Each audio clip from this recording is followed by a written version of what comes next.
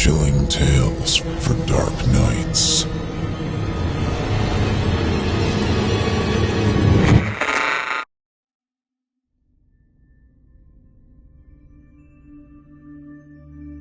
"From the Indies, sir," said the second-hand dealer, pressing his palms together. "Genuine Calamander wood, a rare and good buy, sir." "Well, I'll take it," replied Ernest Max, somewhat hesitantly. He had been strolling idly through the antique and second-hand shop when the chest caught his attention. It had a rich, exotic look which pleased him. In appearance, the dark brown, black-striped wood resembled ebony, and the chest was quite capacious. It was at least 2 feet wide and 5 feet long, with a depth of nearly 3 feet. When Max learned that the dealer was willing to dispose of it for only $12, he could not resist buying it. What made him hesitate a little was the dealer's initial low price and quite obvious pleasure upon completing the transaction. Was that fine-grained wood only an inlay, or did the chest contain some hidden defect? When it was delivered to his room the next day, he could find nothing wrong with it. The Calamander wood was solid and sound, and the entire chest appeared to be in fine condition. The lid clicked smoothly into place when lowered, and the big iron key turned readily enough. Feeling quite satisfied with himself, Max carefully polished the dark wood and then slid the chest into an empty corner of his room. The next time he changed his lodgings, the chest would prove invaluable. Meanwhile, it added just the right exotic touch to his rather drab chamber. Several weeks passed, and although he still cast occasional admiring glances at his new possession, it gradually began to recede from his mind. Then, one evening, his attention was returned to it in a very startling manner. He was sitting up reading late in the evening, when for some reason his eyes lifted from his book, and he looked across the room toward the corner where he had placed the chest. A long white finger protruded from under its lid. He sat, motionless, overwhelmed with sudden horror, his eyes riveted on this appalling object. It just hung there, unmoving, a long pale finger with a heavy knuckle bone and a black nail. After his first shock, Max felt a slow rage kindling within him. The finger had no right to be there. It was unreasonable and idiotic. He resented it bitterly, much as he would have resented the sudden intrusion of an unsavory rumor from down the hall. His peaceful, comfortable evening was ruined by this outrageous manifestation. With an oath, he hurled his book straight at the finger. It disappeared. At least, he could no longer see it. Tilting his reading light so that its beam shot across the room, he strode to the chest and flung open the lid. There was nothing inside. Dropping the lid, he picked up his book and returned to the chair. Perhaps, he reflected, he had been reading too much lately. His eyes, in protest, might be playing tricks on him. For some time longer, he pretended to read, but at frequent intervals he lifted his eyes and looked across the room towards the Calamander chest. The finger did not reappear, and eventually he went to bed. A week passed, and he began to forget about the finger. He stayed out more during the evening and read less, and by the end of a week, he was quite convinced that he had been the victim of nothing more than an odd hallucination brought on by simple eye strain. At length, at the beginning of the second week, deciding that his eyes had had good rest, he bought some current magazines and made up his mind to spend the evening in his room. Some time after he took up the first magazine, he glanced over at the chest and saw that all was as it should be. Settling comfortably in his chair, he became absorbed in the magazine and did not put it aside for over an hour. As he finally laid it down and prepared to pick up another, his eyes strayed in the direction of the chest, and there was the finger.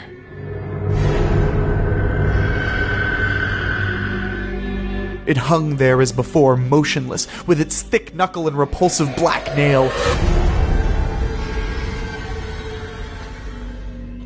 Crowding down an impulse to rush across the room, Max slowly reached over to a small table that stood near his chair and felt for a heavy metal ashtray. As his hand closed on the tray, his eyes never left the finger.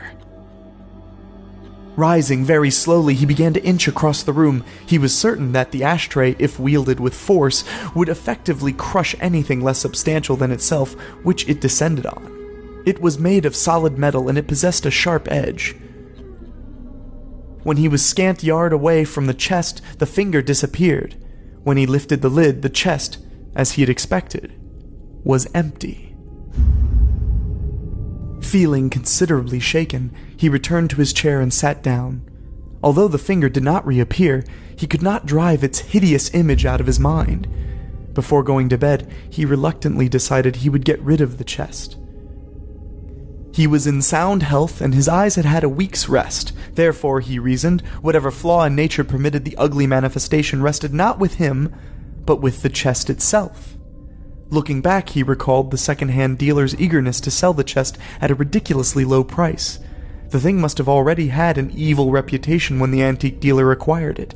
Knowing it, the unscrupulous merchant had readily consented to part with it for a small sum. Max, a practical young man, admitted the possibility of a non-physical explanation only with reluctance, but felt he was not in a position to debate the matter. The preservation of stable nerves came first. All other considerations were secondary. Accordingly, on the following day, before leaving for work, he arranged with his landlady to have the chest picked up and carted off to the city dump. He included specific directions that upon arrival it was to be burned. When he arrived back at his room that evening, however, the first thing that met his gaze was the Calamander chest.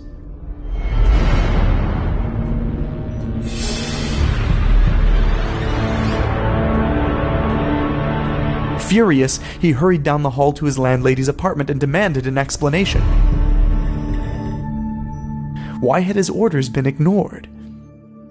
When she was able to get a word in, the patient woman explained that the chest actually had been picked up and carted off to the dump. Upon arrival, however, the man in charge of the dump had assured the men who lugged in the chest that there must be some mistake. Nobody in his right mind, he asserted, would destroy such a beautiful and expensive article. The men must have picked up the wrong one. Surely there must be another left behind, he said, which was the worthless one the owner wanted discarded. The two men who had taken the chest to the dump, not feeling secure in their own minds about the matter, and not wishing to make a costly mistake, had returned the chest later in the day.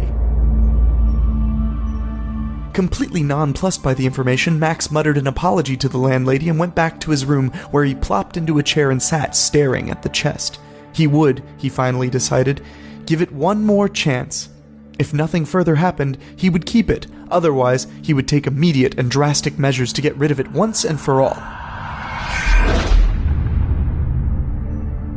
Although he had planned to attend a concert that evening, it began to rain shortly after 6 o'clock, and he resigned himself to an evening in his room. Before starting to read, he locked the chest with an iron key and put the key in his pocket. It was absurd that he had not thought of doing so before. This would, he felt, be the decisive test. While he read, he maintained a keen watch on the chest, but nothing happened until well after 11. When he put aside his book for the evening, as he closed the book and started to rise, he looked at the chest, and there was the finger.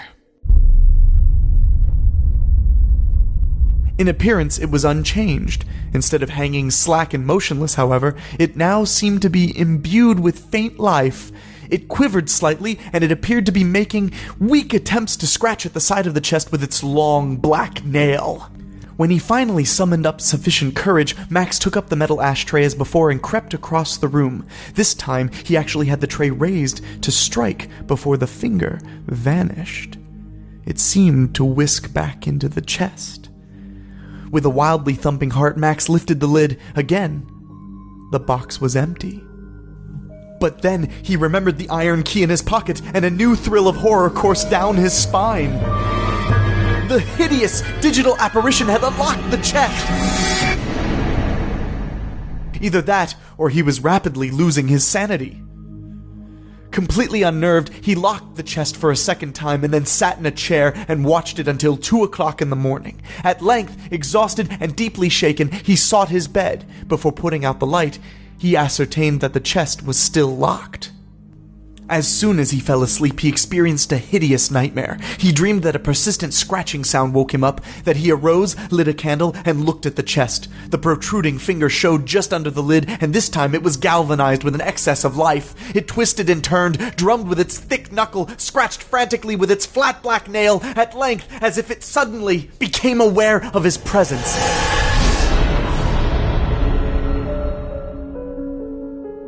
It became perfectly still, and then very deliberately beckoned for him to approach. Flooded with horror, he nevertheless found himself unable to disobey. Setting down the candle, he slowly crossed the room like an automaton. The monstrous beckoning finger drew him on like some infernal magnet which attracted human flesh instead of metal. As he reached the chest, the finger darted inside and the lid immediately lifted. Overwhelmed with terror and yet utterly unable to stop himself, he stepped into the chest, sat down, drew his knees up to his chin, and turned onto his side. A second later, the lid slammed shut, and he heard the iron key turn the lock. At this point in the nightmare, he awoke with a ringing scream. He sat up in bed and felt the sweat of fear running down his face. In spite of the nightmare, or because of it, he dared not get up and switch on the light. Instead, he burrowed under the bedclothes and lay wide awake till morning. After he had regained some measure of self-composure, he went out for black coffee and then, instead of reporting to his job, rode across town to the modest home of a truck driver and mover whom he had hired at various times in the past. After some detailed and specific plans had been agreed upon, he paid the mover $10 and departed with a promise to pay him an equal amount when the job was done. After lunch, considerably relieved, he went to work. He entered his room that evening with a confident air, but as soon as he looked around, his heart sank.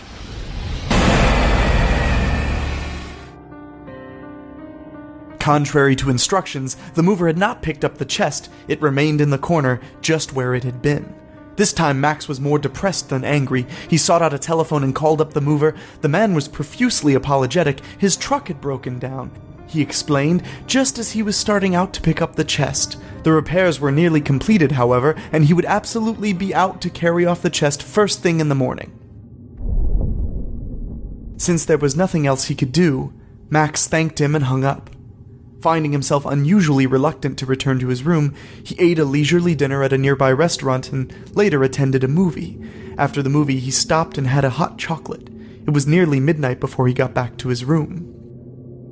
In spite of his nightmare of the previous evening, he found himself looking forward to bed. He had lost almost an entire night's sleep, and he was beginning to feel the strain. After assuring himself that the Calamander chest was securely locked, he slipped the iron key under his pillow and got into bed. In spite of his uneasiness, he soon fell asleep. Some hours later, he awoke suddenly and sat up. His heart was pounding. For a moment, he was not aware of what had awakened him. Then he heard it. A furious scratching, tapping, thumping sound came from one corner of the room. Trembling violently, he got out of bed, crossed the room, and pressed the button on his reading lamp. Nothing happened. Either the electricity was shut off, or the light bulb had burned out. He pulled open a drawer of the lampstand and frantically searched for a candle. By the time he found one and applied a match to its wick, the scratching sound had redoubled its intensity. The entire room seemed filled with it. Shuddering, he lifted the candle and started across the room toward the Calamander chest. As the wavering light of the candle flickered into the corner, he saw the finger. It protruded far out of the chest, and it was writhing with furious life. It thrummed and twisted, dug at the chest with its horrible black nail, tapped, and turned in an absolute frenzy of movement. Suddenly, as he advanced, it became absolutely still. It hung down limp. Engulfed with terror, Max was convinced that it had become aware of his approach, and it was now watching him.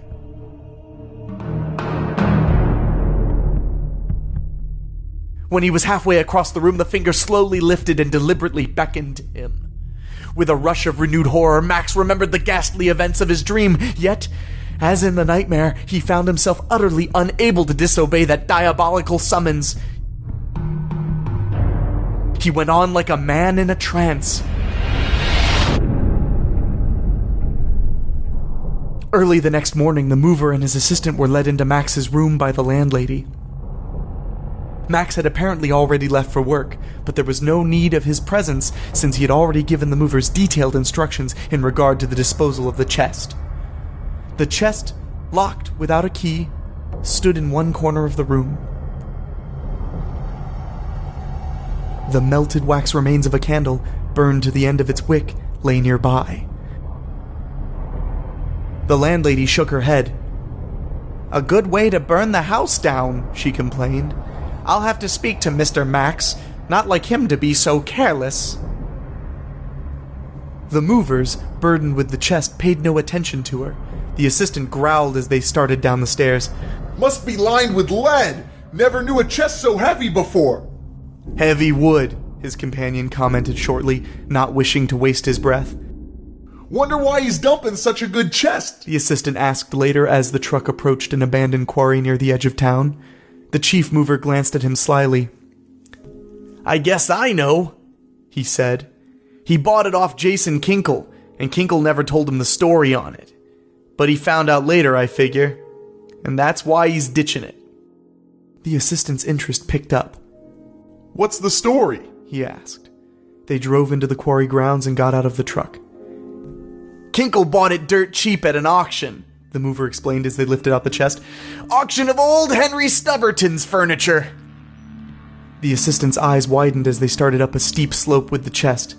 "You mean the Stubberton they found murdered in a chest?" the mover finished for him. "This chest!" Neither spoke again until they set down the chest at the edge of a steep quarry shaft. Glancing down at the deep water which filled the bottom of the shaft, the mover wiped the sweat from his face. "A pretty sight they say he was, all doubled up and turning black. Seems he wasn't dead when they shut him in, though. They say he must have tried to claw his way out. When they opened the chest, they found one of his fingers jammed up under the lid, near the lock. Tried to pick the lock with his fingernail, it looked like." The assistant shuddered. "Let's be rid of it then. It's bad luck for sure." The mover nodded. "Take hold and shove!" They strained together, and in another second the Calamander chest slipped over the edge of the quarry and hurtled toward the pool of black water far below.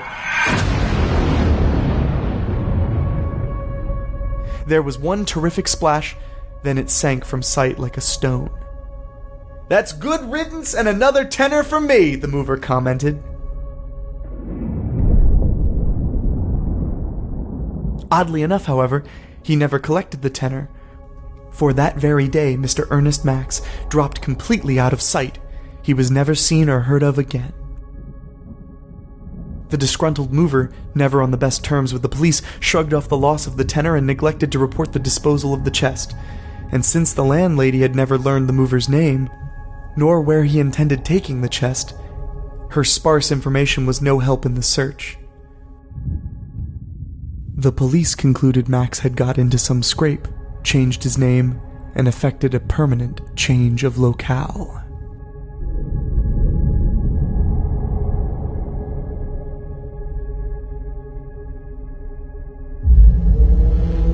Chilling tales for dark nights.